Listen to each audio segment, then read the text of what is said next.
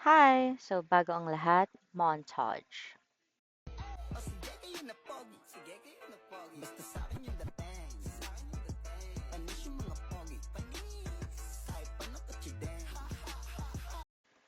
So, ang tanong, kasya ba ang laptop sa ating set-top box na kinabit natin sa ating Sniper 155R?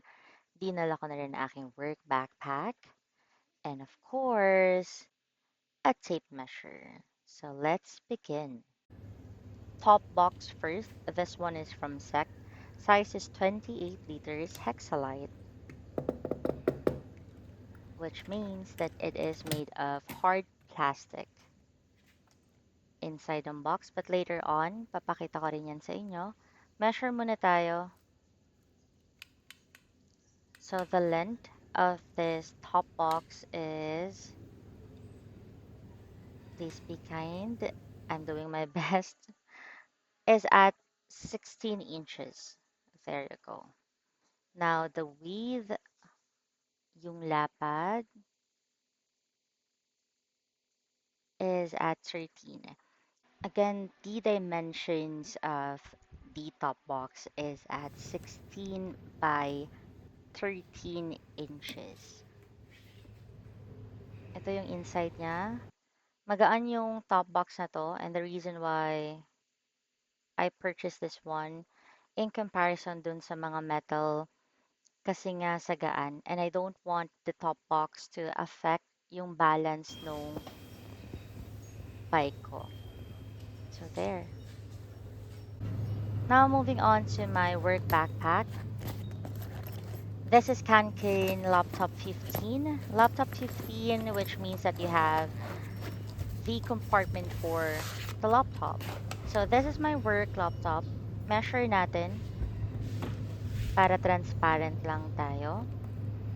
Here.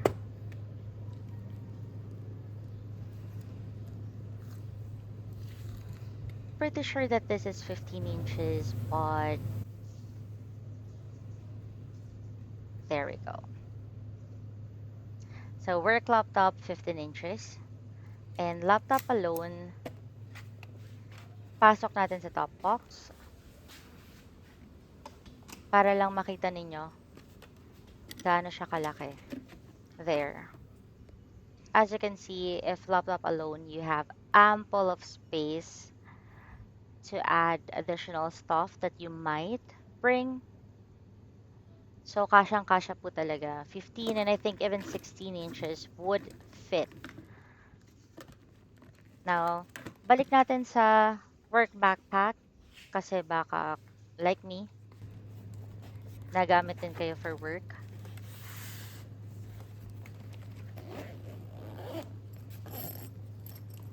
And para realistic, yung main compartment, pakita ko lang.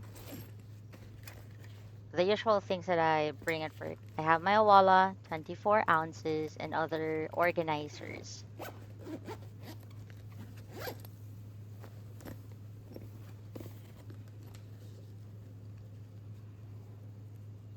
I'm taking my time. And front pocket is also fully loaded.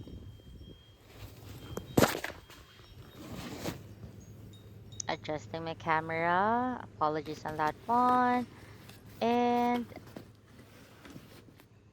as you can see, it fits. So there you go.